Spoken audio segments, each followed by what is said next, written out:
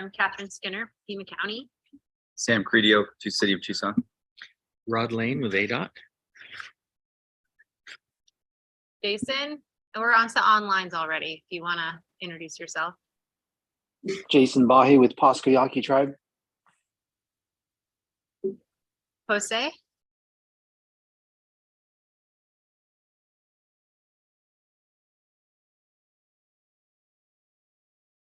Can't hear you, Jose, if you're trying to talk, but Jose Rodriguez shows here from Oro Valley. And Scott.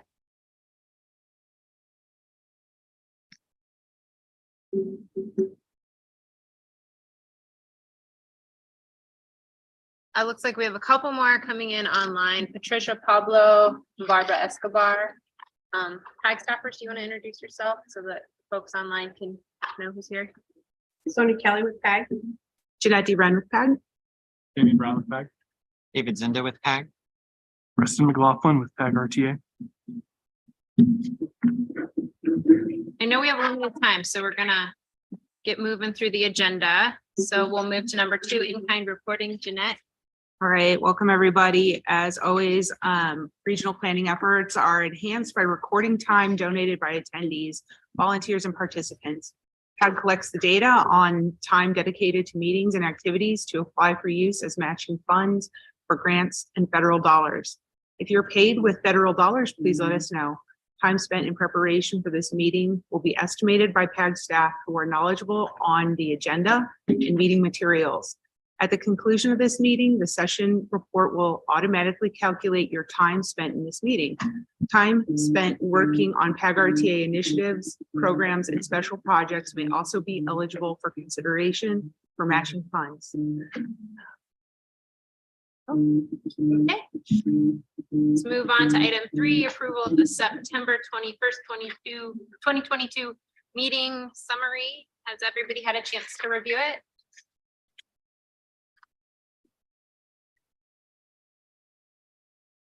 Any edits or comments to it? Have a motion to approve it?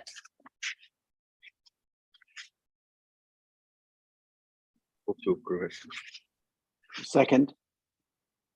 This is Jason. Jason, so motion from Rod Lane, seconded by Jason Bahi. All those in favor say aye. Aye. Aye. Aye. Aye. Those opposed say nay. The ayes have it. Moving on, item number 4, the review of the Transit Working Group approved draft for fiscal year 2024 through fiscal year 2028 transit project list, funded by 5307, 5337, 5339, and STBG Flex programs. So with that, we're gonna have Preston McLaughlin give the presentation. Sure, thank you. Hello, my name is Preston McLaughlin. I'm the Senior Transit Planner at PAG RTA. And today I wanted to discuss the fiscal year 2024 through fiscal year 2028 transit tip project list with the intent of to recommend the approval of this draft list. I just want to provide a little bit of background information on how this list was generated. The RTA provided a notice of funding availability, or NOFA, to member jurisdictions on August 4th, 2022. That detailed the amount of Federal Transit Administration, or FTA, funding available to new regional transit projects planned for fiscal years 24 through 28. The 4 federal funding sources came from FTA 5307, Urbanized Area Formula Program Funds, the FTA 5337 State of Good Repair Grant, the FTA 5339 grant for buses and bus facilities, and the Surface Transportation Block Grant, or STBG Flex funds. On September 13th, all requested project amounts were compiled into one table and discussed at the Transit Working Group meeting with the intent to begin the negotiation process for reducing the requested amounts to align the budget and stay within the physical constraints of the available funds. Additional revisions to the project funding requests needed to be made after this meeting. Negotiations continued at the following Transit Working Group meeting that was held on October 11th. During this meeting, the city of Tucson agreed to make further reductions to their bus replacement, preventive maintenance, and CNG fueling projects, and the RTA agreed to make reductions to their bus replacements. By doing this, all the requested transit projects were now within fiscal constraints. During that meeting, a motion was made to recommend this revised project list to the Transportation Planning Committee. And the motion was passed with 4 aye votes from the city of Tucson, the town of Marana, the town of Oro Valley, and the town of Sahuarita, and 1 nay vote from Pima County. The remaining 3 voting members were not present at the time of voting. In total, there are 17 transit projects that include preventive maintenance of vehicles, bus replacements, bus stop enhancements, technology upgrades, employee training, and safety and security enhancement for transit operations. And the total allocated funding amount for all projects is $112 million for all 5 fiscal years, with $28 million needed in local match funding. So I would now like to recommend approval of the fiscal year 2024 through 2028 transit project list funded with these FTA grants and programs. Thank you. Thank you. Is there any questions or discussion from the committee? Motion. I have a question first. I know we brought it up previously, 5310 funding, the rural FTA distribution, 5311. 5311, Yeah. sorry. Mhm. When will that be programmed? Because I guess I'm confused if the motion is going to be to recommend this as what is going to be in the tip, because then that wouldn't be comprehensive of all transit related expenditures on a tip. Right. Well, it's my understanding that, so with the 5311 funding, it's biannual. It's awarded biannually every 2 years. And it's a statewide competitive grant cycle. And so it's a little bit unlike these other FTA funded sources that are awarded annually, and there's a more predictable allocation of funds for, the 5307, 5337, 5339. It's a little less predictable with 5311. The amount awarded changes, and it can be, you're not really sure how much they're actually going to award on, every 2 years. And I believe the reason why 5311 funds were not, included in this tip cycle was because it was not awarded for this cycle. So it'll be happening, I guess, the following cycle, if that's my, if I'm understanding that correctly. So that's why the 5311 funds are included in this list of FTA funds. At least that's my understanding. I may, Madam Chair, just to add to that. So there is this transit project list, but the last RTA transit financial plan or transit list.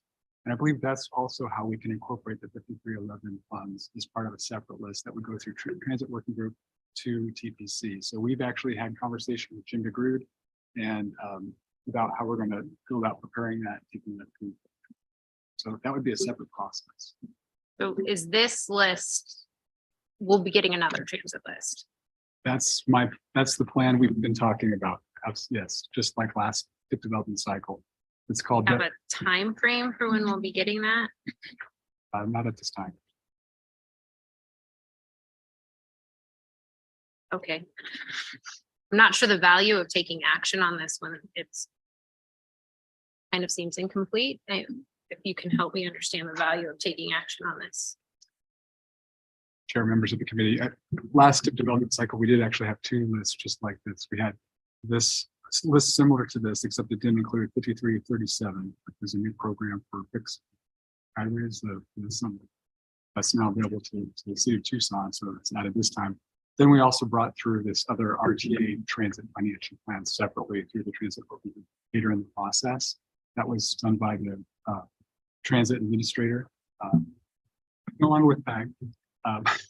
And so we actually made a little bit of her to help us with that process with the transit team. That's what we've been discussing.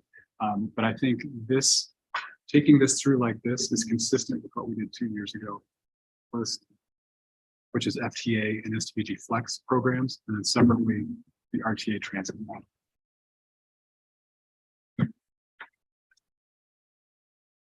Okay. It's not new. My only other concern, thank you, Preston, for mentioning what the vote was at the transit working group, just to give some background on why the county had voted against it previously, is that there was about $1 million reduction for the Sun Shuttle bus replacements in order to meet the fiscal constraint. That's basically the bus replacements that service a lot of the unincorporated county routes. And my understanding of that discussion at the group was partially alluding to the fact that there is no RTA next, and there's a lot of discussions to be had relating to transit, so there's no need to replace those buses. We don't have an answer on that, which leaves the county responsible for dealing with whatever that fallout is. So that's a risk that wasn't worth supporting. So Sam, if you'd like, we can have a motion. I know you mentioned it before. Yep. Yeah, I would move that we approve the transit tip as presented to TPC today. For a second.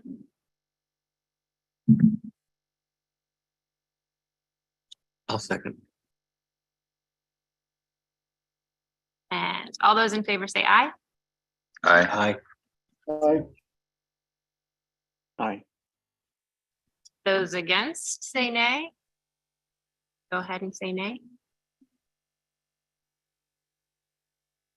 And the motion passes. Let's move on to the next item. Item 5, regional transportation revenues, and that presentation is David Linda. Thank you, Madam Chair and members of the Transportation Planning Committee. It's always a pleasure to be able to speak to you. So regional transportation revenues, in the memo you can see captured plenty of our funding amounts as well as the recent RTA update. As of September, our RTA revenues are looking pretty healthy, consistently outperforming what was the adopted fiscal year 2023 budget. As of September, we have had, looks like about 28 million, almost 29 million in collections, about 3 million over what the adopted budget was. The central focus of these reports tends to be highway user revenue fund, so I will point us towards that report included in your packets. Unfortunately, due to the timing and review and preparation of packet materials, I'm only showing revenues up through and including September 2022. So of that time, we had collected about 42 million, almost 42 and a half regionally. So this not only includes 12.6 and 2.6, but also your direct HERF as well. Compared to this time last year, we are down a little bit, about 2%, but still looking pretty happy and healthy compared to the 5-year average, about 8.6% higher. Turning to table 2, the HERF 12.6 report. This month, we're a little bit under compared to what would have been projected under ADOT. However, year to date is still exceeding that which ADOT would have projected. And mind you, these projections are simply the annual estimate ADOT provided divided by 12. Facilitate some comparison, but these monthly estimates, projections rather, are in no ways official. Compared to prior years, we are down this past month in September, slightly, but still compared to year to date, we are trending ahead. So speaking of this official HERF projection, last time we met, I did not have the updated HERF revenue projections from ADOT. They were from the prior fiscal year. We have now received those updates, and you can see at the total of the fiscal year 23 projection, that's estimated for 12.6 to be about 27,176,000. This is down about 400,000 from what they would have anticipated last year, or about 1.5% lower. Moving on to HERF 2.6, it is much of the same story, both what we would have anticipated by way of a projection and compared to fiscal year 2022 numbers, we were a little bit down.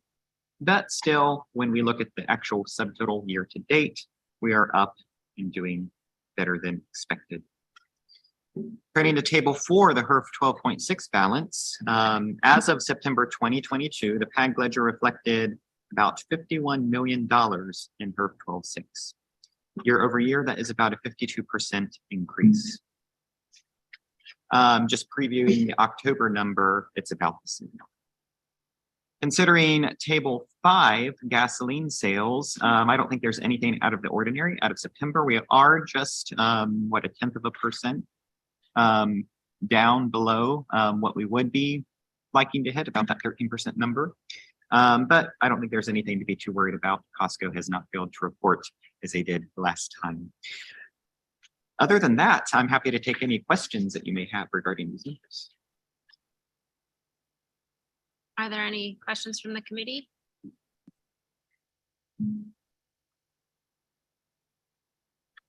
I'll just ask one question on those HERF 12.6 balances, the 51 million. How much of that is already programmed in the tip? Like it would appear in fiscal year 23, and how much isn't programmed at all in the tip? Thank you, Madam Chair, for your question. I can't recall. Let me pull up something here. Get my cheat sheet so I'm not reciting from memory.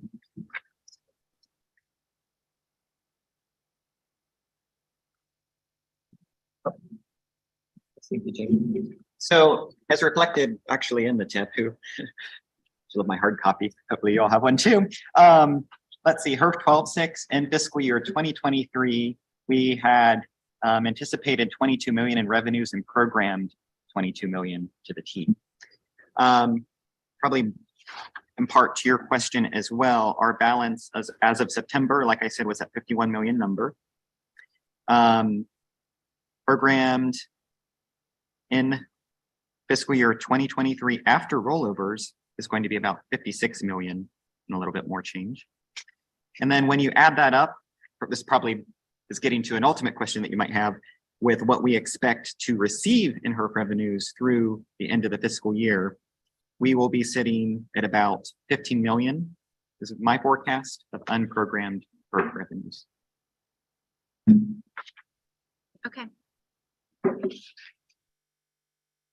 Those were all the questions I had. And anybody online have any questions? I don't see any hands. Yeah, Madam Chair, I had a question. This is Natalie Shep with Pima County DEQ. Yes. I was just curious where the $2 million from carbon reduction program dollars fit into these revenues. So carbon reduction, thank you for your question, Madam Chair, members of the committee, Ms. Shep. Carbon reduction program is actually a federal source. So on this agenda item, I'm really speaking to our state revenue sources. So I don't think I have anything to comment right now on the carbon reduction program, though maybe we could touch on that in the next item. That's available. Understood. Thank you. Thank you. Any other questions? Hearing none, that was informational only, so we'll move to the next item. Obligation, limitation, population bans, and programming of FHWA funding. Again, David Zindig. Thank you, Madam Chair. Members of the committee. One step ahead, looking out for me.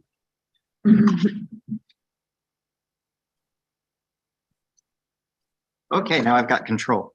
All right, so pleasure to be speaking to you again. So I just wanted to provide a little bit of background information, kind of introductory preliminary information on some of the constraints that we face when it comes to dealing with federal funding that are largely, unfortunately, beyond our control, kind of at the hands of the federal level. So although we are certainly grateful for the new and increased amounts of funding made available under the Bipartisan Infrastructure Law, or IIJA, this new funding isn't without a couple of challenges that could have some effect on our regular programming processes and also what we currently have programmed in the fiscal year of 2022 to 2026 TIP. It is important to note for the sake of this presentation that while we know some things are probably going to change, we still do not quite yet know to what degree those changes may happen and how those changes, more importantly, will affect the TIP. With that in mind, there are two provisions set at the federal level that could affect programming in the future. First, we will talk about obligation limitation. And secondly, geographic restrictions on where some of our federal funding sources can be used in terms of population bands. Without getting too far into details, let's start out with the concept of obligation limitation first. It is going to be one of 5 steps of federal aid highway funding, which has a unique funding process compared to the majority of other federal programs. Federal aid highway funding, which would include STBG and many others, from creation to distribution broadly consists of 5 steps. So first, Congress is going to authorize funding from the Highway Trust Fund, which is called contract authority. This is to be differentiated from budget authority. Contract authority enables us to authorize funding for programs over many, many years, which is necessary for transportation planning. Budget authority, by contrast, is a 1-year authorization. So the Highway Trust Fund gets this authorization through a Surface Transportation Authorization Bill, such as the IIJA most recently. In the second step, FHWA is going to distribute or apportion the funds. And for some funding like STBG, the state is going to further suballocate that funding according to MPOs and, as we'll find out, population bands. In the third step, Congress is going to place a limitation on the obligation. The obligation is the promise to pay you funds for the expenses that you incur on your projects. In step 4, FHWA obligates the fund at the request of the recipient, something that you're undoubtedly familiar with. And step 5, the Highway Trust Fund outlays cash to pay the recipients to reimburse. So the question then is why set this in the first place? For most federal programs and activities aside from transportation, as I said, funding is going to be provided through the Annual Appropriations Act after a program is authorized through other legislation. Thus, each year, Congress can control the spending for each program via the appropriations process. But as you noted on those 5 steps, appropriations is not a part of the 5-fold process for surface transportation authorizations. Let's read a little excerpt from an official FHWA publication that discusses this and the motivations behind it. A major function of the appropriations process is to assess the current need for and effect of federal dollars on the economy, policy debates that we are certainly well acquainted with over the years. The appropriations process has been the traditional way to control federal expenditures annually. However, the highway program with multiple year authorizations and multiple year availability of funds would appear to be exempt from this annual review. The question arises, what controls can annual federal budget decisions place on the highway program? The answer is to place a limit or a ceiling on total obligations that can be incurred for the federal aid highway program during a year. A limitation on obligations in a given year does not affect the scheduled apportionment or allocation of federal aid highway funds after they are authorized. However, by controlling obligations annually, this program may be made more responsive to budget policy. Once an obligation is made, the federal government must pay the state when the bills become due. That promise must be kept, so it is impossible to place direct control on the outlays, what you get reimbursed for. But by limiting obligations, Congress may prevent FHWA from making the promise in the first place, eliminating the need for any subsequent repayment. So it essentially is a way around the appropriations process to control federal spending. And it's going to pertain to across all programs for which we receive federal funding, whether that be STBG, RTAG, and the like. So the obligation limitation rate or obligation authority rate, you'll hear it called too, has changed frequently over the years. For most of the life of the FAST Act, it remained at about 94.9%. So of the total federal funding that were apportioned under FAST Act paradigm, we could have received, or we could use up to 94.9% of it. At the federal level, this fiscal year, and frankly, the past fiscal year, the obligation limitation rate was set at 91.3%. However, ADOT has taken steps to maintain an obligation authority rate of 94.9% at least for this past fiscal year. By the conversations I'm hearing, it appears unlikely that we will have an OA rate of 94.9% in the future. So it's worth mentioning that once again, OA rate is set at the federal level. It appears that ADOT has some levers to pull in helping us ease into that. And once again, this obligation limitation is set by a kind of a series of rather confusing processes that involve a lot of esoteric US code that dictates how it is going to be set. Although it ultimately can be changed by the House Appropriations Committee and Senate as well.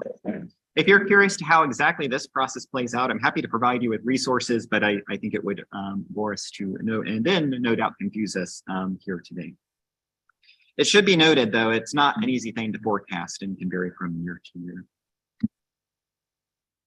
So what is known and unknown? What we do know, as I've alluded to, is that the rate is going to be lower. What we do not know is how low that rate will be. The floor will be 91.3% for this year, presumably. ADOT has kept the rate, as I said, at 94.9, even though the federal rate is lower. And as I understand, ADOT is currently looking at options to lessen the burden placed on MPOs due to the smaller rate. What we do not yet know is what that looks like. And so consequently, I cannot tell you how this could affect projects currently programmed in the TIP or programming exercises going forward. Because it is likely that the OA rate will be lower in the next few fiscal years, the fiscal year 2022 through 2026 TIP could be overprogrammed. That is, the project cost could exceed the available revenues. By way of example, given that we receive around 25 million in apportionments, and this is not an exact quote, under 94.9% OA rate, we could use then 23.725 million.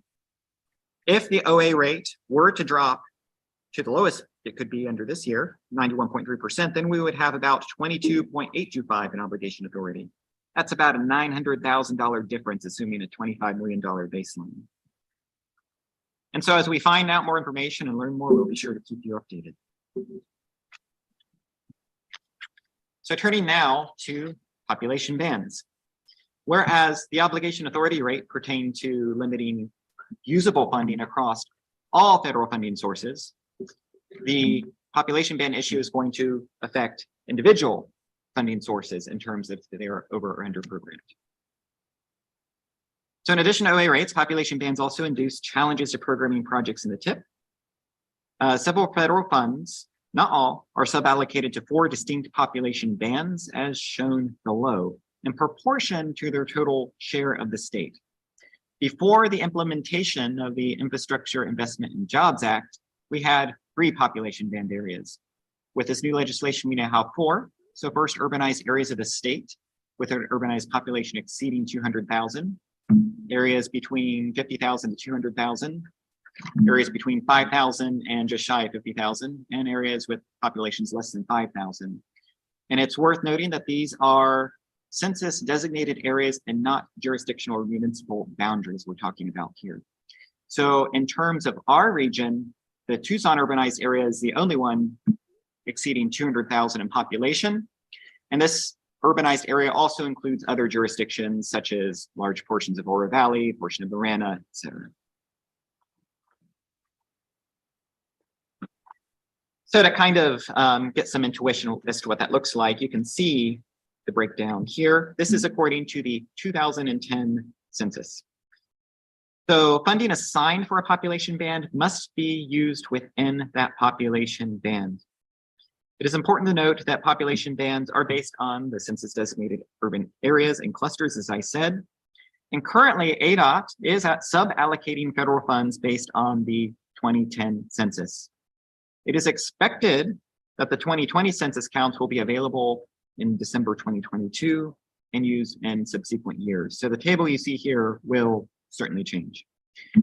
And that probably is going to include, frankly, that apportionment table underneath too, as we reallocate these funds based on their overall proportion share in the population of the state of Arizona. So going back to what is known and what is unknown, what we do know is that funding must be used within the population band to which it was assigned. Historically, PAG has been able to use STBG from smaller population bands for its OWP activities that may otherwise have been unusable in the region. Also, I think ADOT has had some flexibility in the past to adjust where we might be over or under programmed in certain population bands. But it has been pointed out, especially with the new population bands going into effect, that the desire is to program within fiscal constraint according to each and every one of those population bands. What we also know too is that the apportionments are likely to change, as I said, as the new census numbers are employed in the future. So we just don't really know, given that unknown, how this could affect currently programmed projects in the TIP. So the bottom line with all of this then is that we have two forces that could marginally affect their funding for larger projects, especially perhaps in the Tucson urbanized area. First, a smaller OA rate would reduce overall funding across all funding sources.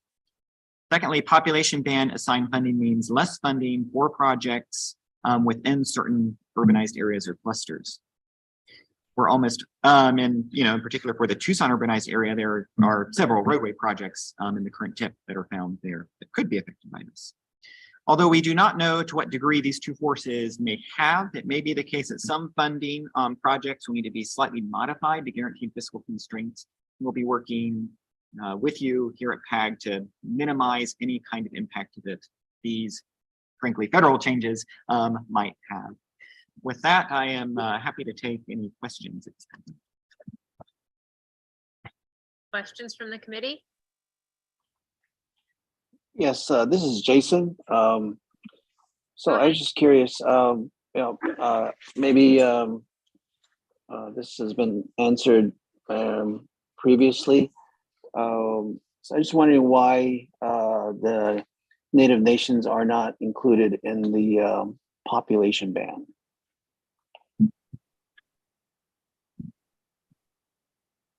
Yes, thank you for your question, Madam Chair. Mr. Bahi, are you talking about in reference to this chart?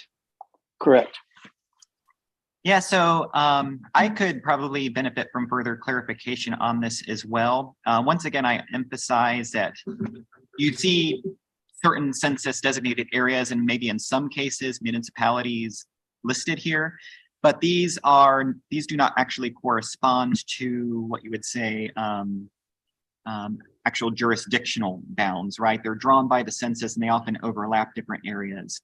What I cannot tell based on the maps I look at is whether the Pascoyaqui Pueblo and tribe is located within the Tucson urbanized area or not. That's something I need to dig up a little bit more on, but you should be represented in the census nonetheless through a census designated area. And you're probably assigned in the boundaries within one of these areas. Could you, when you find out, can you let us know which boundary we've been assigned to, and I'm just curious. Yes, I'd be happy to follow up on that. Thank you. I'm sure the Tohono O'odham Nation would be interested as well. So I don't want to speak for them, but. Thanks, Jason. Rod? Thank you. Do we know exactly where those boundaries are? Do you have a map? Boundaries? There is a map that exists and frankly, it's not a map that I'm very fond of. It's very hard to see. It's not like a GIS map. That's what we could really probably benefit from to really zone in and see. But there is a PDF that I have. But once again, this is probably outdated information. What we're going to be really looking towards is 2020, and that's when this is based on the 2010. You said, right? That is correct. When are the 2020 results? They were supposed to come out, as I understand, several months ago. The last I heard was maybe December of this year, but it does seem that it has taken more and more time to actually deliver those results. But what I'm hearing then is that all projects programmed in fiscal year 23 are fine. But it's projects that are going to be programmed in 24 on, the allocation has to be set by these urbanized areas. Is that what I'm hearing? Madam Chair, Mr. Lane, thank you for your question. I've not received firm instruction on that, but looking at the ledgers and reviewing that, I do expect fiscal year 2023 probably to remain the same, and 24 to be really where we start seeing these changes. I don't know if you have another Yeah, thank you, Mr. Sendo, members of the committee. I think we would actually ask UDOT Financial Management Services how they want us to interpret the new ledgers and when. So we expect that once the new boundaries for 2020 are issued, that our federal ledger, I'm not sure how soon after, will then be adjusted potentially.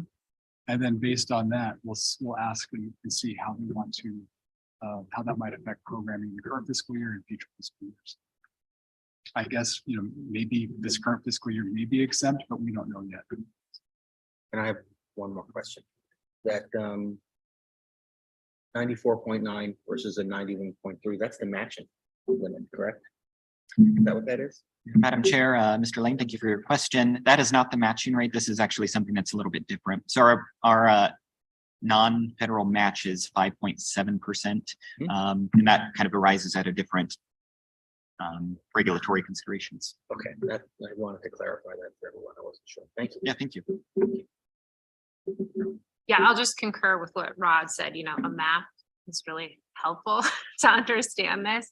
And piggybacking a little on what Jason said as well. I mean, looking at this chart, a lot of those urbanized areas, urban clusters, census designated areas are in the unincorporated county. So, I mean, we are a CA agency, we deliver federalized projects in those areas all the time. So when we have more details on how we need to look at constraining our funding, I think that we have all the tools we need to do that within our TIP subcommittee. So will this be a discussion? I mean, TIP is kind of right around the corner of that meeting. That seems like the logical place to have these conversations. Madam Chair, members of the committee, I believe we're going to be talking about that at the November 30th meeting. Okay. Is that right? Yes, that is right. But again, I do emphasize that there are some unknowns. So I wish I could provide details that this exactly is happening, but we're going to bring our best analysis to that meeting as to what we know. Two unknowns again, the obligation limitation rate, we still don't know. So we don't really know how, if we are over programmed and how much. Once we have that, we'll know.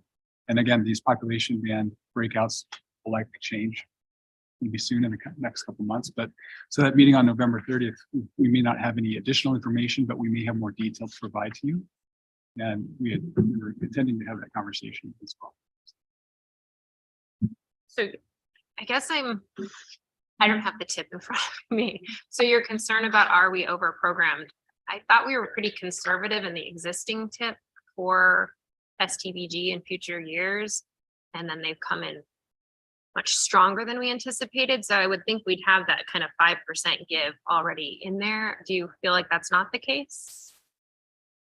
Yes, thank you, Madam Chair, for your question.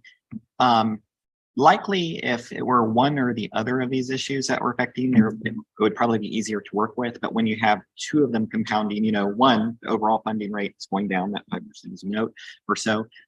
Two, now that there is much more interest in making sure we are fiscally constrained within population bands, we may have thought that we had, for example, this is not in the tip, but say 20 million of STBG that we could throw on a project in the Tucson urbanized area. But with a closer review that we need to be monitoring other STBG and other population areas, it turns out that 20 million may actually be like 16 million, right? And the other 4 million has to go to other areas of the PAG planning area. So that's what we're trying to precisely identify and figure out, is how these two issues then compound and affect specifically that STBG greater than 200,000 category. If I may add to that, Andrew. Yeah, Just to add to that. So for November 30th, we were planning for the all-day TIP subcommittee. David was going to present the revenue projections and fiscal constraint table. And that's when we were going to get into that discussion about what are we looking at for STBG in more detail. So looking at this table, it also has the CRP at the bottom. Is that the carbon reduction program funding? That is correct, Madam Chair. The existing tip doesn't show that funding. Will that be something that's on the table? I mean, it looks like it's proportioned the same way. So will that also be in the conversations with the tip? Thank you, Madam Chair, for your question. These three funding sources that I show here are the ones that are subject to this population band, call it a restriction in general. So CRP is not something we were planning on talking about at the tip. This time we have been using it for PAG OWP activities, so it will be reflected actually in the overall work program. Is it maybe this is more appropriate for the next item, but is it required to be shown in the tip? I know a lot of the OWP programs are in the tip. So is it a funding source that has to be reflected in the tip? Madam Chair, members of the committee, I did inquire with our ADOT contact about that. And he indicated that it needed to be either in the tip or the overall work program, but not necessarily both. So unfortunately, he's not available today to add to that, but we can follow up at another meeting to talk about that. But it is in the overall work program as amended, CRP funding. Are there any more questions, comments from the committee on this item? Madam Chair, I had a follow-up question about that. This Go is ahead, Natalie. So if it's in the overall work program, how would we know specifically what those funds are being spent on? Thank you, Madam Chair, members of the committee, Ms. Sept. So in the overall work program as amended, if you look in the budget tables, we have estimates for how those CRP funds will be expended by work element. And so we have had discussions with ADOT, and as concurred by Federal Highway Administration, the activities that are in the currently adopted overall work program meet the eligibility requirements of the carbon reduction program. Some of our activities. Those activities, we have a list of those activities as they compare to the CRP eligibilities.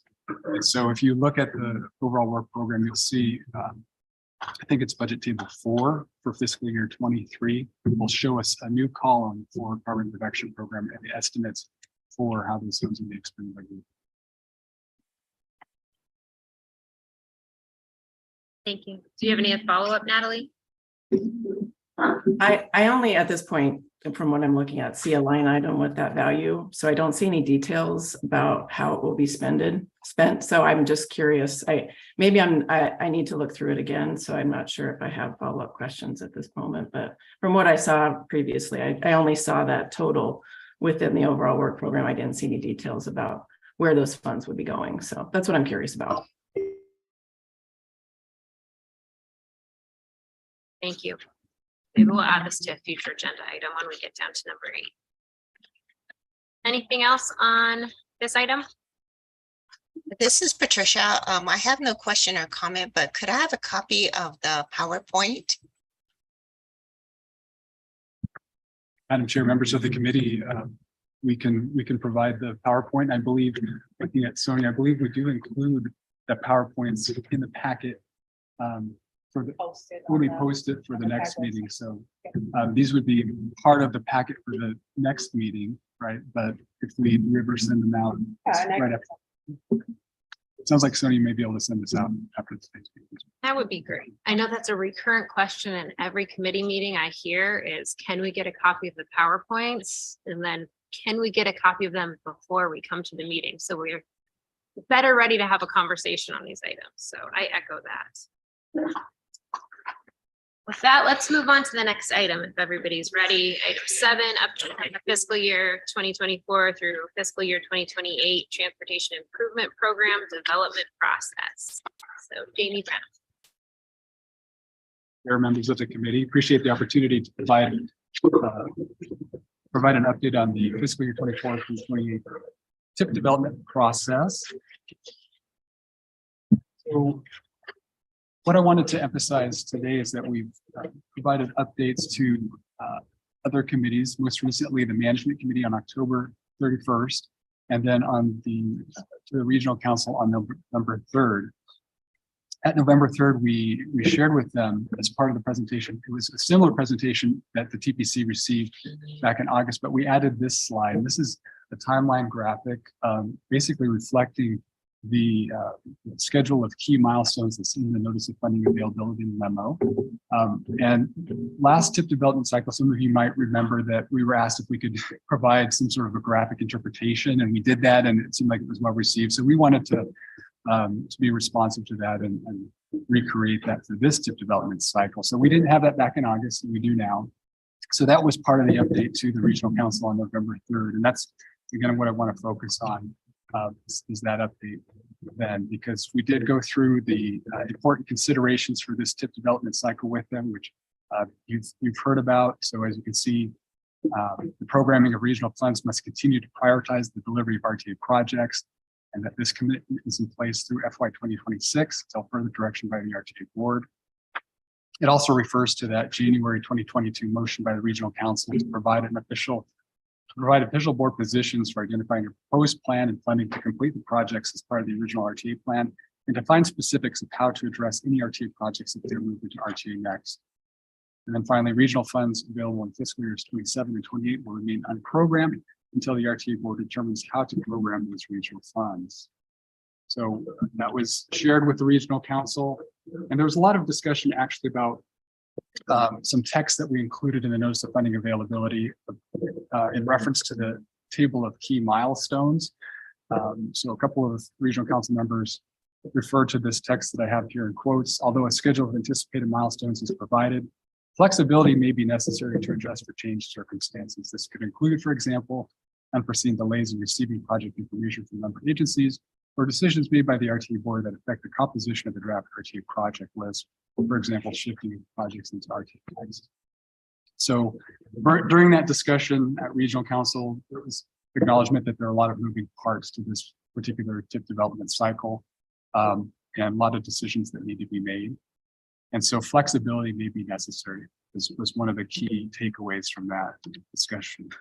And so in terms of those key points from November 3rd, I have some of those listed here, for example. So as we near the end of the current RTA plan, there's less flexibility. It's simply rollover funds. And for those of you who have been involved in the TIP rollover process over the years, that sometimes it's a little bit automatic that we're able to just kind of simply roll over RTA and HERF 6 funds on projects that may not be able to expend those funds.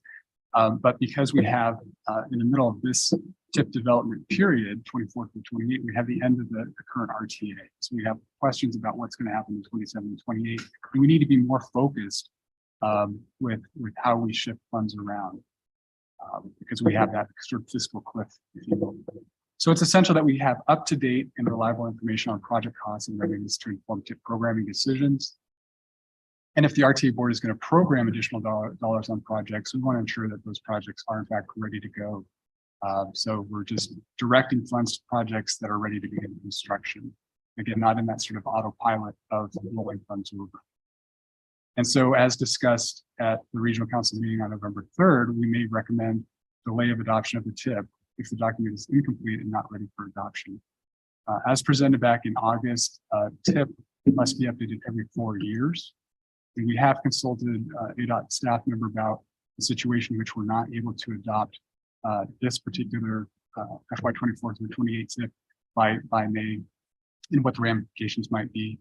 And it didn't seem like there was any major concerns, though there would be some need for some TIP amendments to occur depending on what types of projects and funding needs. So in terms of next steps, as many of you are aware, we've got a all-day TIP subcommittee plan for November 30th. And we intend to use, we wanted to provide ample time for the subcommittee to review the project readiness worksheet. Thank you to all of you who were able to complete that for us. It's really helpful. We've also requested that our member agencies look at the total project costs for all the projects. Carol and Lori sent out a request for that. So I know that some of that information has been requested for RTA purposes. So it may be just information that you just reshare with us as part of the TIP development process. We're going to review, as mentioned earlier today, the draft revenue projections and fiscal constraint table.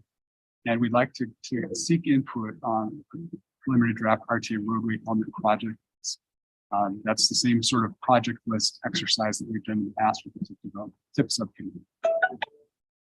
And finally, it's important to note that the regional council has the sole authority to adopt the TIP, and any recommendations made prior to the regional council adoption are subject to change. And with that, I'm happy to take any questions, and there may be some questions because of some uncertainty with this particular process that I might not have answers to. So we can take those back, and we may also need to seek regional council for our board direction. Thank you, Madam Chair, members of the committee. Happy to take this. Thank you, Jamie. Are there any questions? Good question. Thank you, Jamie. So at the last RTA board meeting, I know that our mayor made a motion regarding delaying a couple of projects in the current RTA plan. And I believe at the tail end of that motion, there was some language about finding any and all funding to complete the RTA program. And so I'm just curious how that action taken at the last RTA board meeting affects the January 26th language, which says everything up to 2026 will be dedicated to RTA. Did the mayor's motion open that up to beyond 26 in terms of completing the current RTA program? Thank you, Mr. Credo, for that question. I don't know that I'm prepared to answer that one. That's a really important policy question. I would prefer not to misspeak in the context of this meeting. So we'll take that back and follow. Okay. Can you remind me when the next RTA board and regional council meetings are? Because that is critical to this development. One of the areas we have to be flexible, I guess. Thank you, Madam Chair, members of the committee. I believe I'm looking at my calendar. I believe it's on December 8th, but I'm looking at Sonia and Jeanette. Do you happen to know? That's my recollection as well. And Okay. is it so? Election too. Okay. Okay. Last meeting shift. I Sure. was hoping it was December, not January. So that's good. Are there other questions, Rod? Jamie, thank you. You said something that perked my ears up, which was you're planning for a contingency if the board does not approve the program by May. The state transportation board only approves the state program. So what's the logic of that, if you don't mind me asking? So are you referring to my statement that we may not be in a position where we have a complete TIP and can recommend adoption of that by the end of May of 2023? Yes. And so how does that affect? How does that affect? Yeah. I assume part of your logic was you can't move that forward to the state transportation board for their approval. Is that what I'm hearing? Well, that's a great question. I don't want to misspeak, Mr. Lane, but my understanding would be we could still process TIP amendments for programming of projects that may be required to go to the state transportation board. So that's, I'm going to say May, but in this case, like the ADOT projects that are not RTA projects that are for those outer fiscal years. If there is a, goes through the committee process and is approved, then I would imagine that that can then go to state transportation board for the 5-year construction program. That's, we can confirm that. Question. So you're really only talking about the last few years of the TIP. The first 3 are not in RTA next. 24, 25, 26 are in current RTA and they're already done. So it's really only the last 2 years that are the issue. My understanding is correct. Other questions? I really appreciate that we're going to do an all-day TIP meeting. I think we're going to have a lot of material to cover. I hope that we are still striving to have a TIP adopted this year. I know years ago we used to do this every single year. I think that that's important for those of us that are trying to manage our 5-year programs to have a better level of confidence that we have funding for these large projects to move forward. It's really difficult to get through a design process with the federal funding when we don't know if in year 3 we're going to get that funding or not. It's not always worth that risk. So I think that's an important point to continue to provide to our upper committees, because at the end of the day, it's us folks in this committee that are trying to deliver these projects. And so we've got a lot of valuable input in this programming process.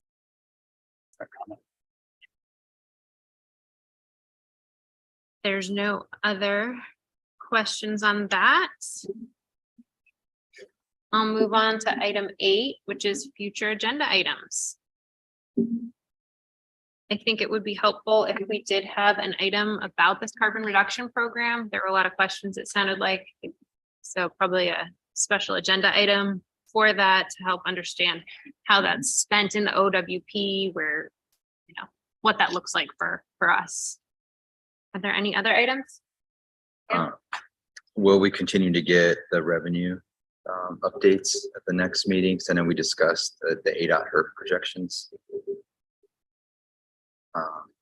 That would be good. I think we're expecting them in December. Well, Yeah.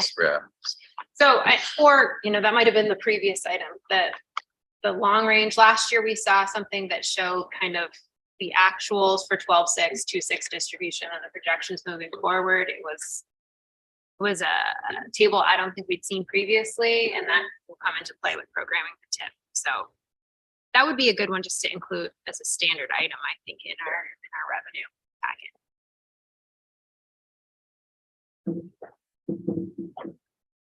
Other items, I know we didn't have an RMAP update this time around, so probably RMAP next time. I hope we're gonna talk about that. Hopefully. So I'll put that down as a future agenda item. If there's nothing else, I think we can move to adjournment. Thank you. Thank you, everyone. 4 minutes.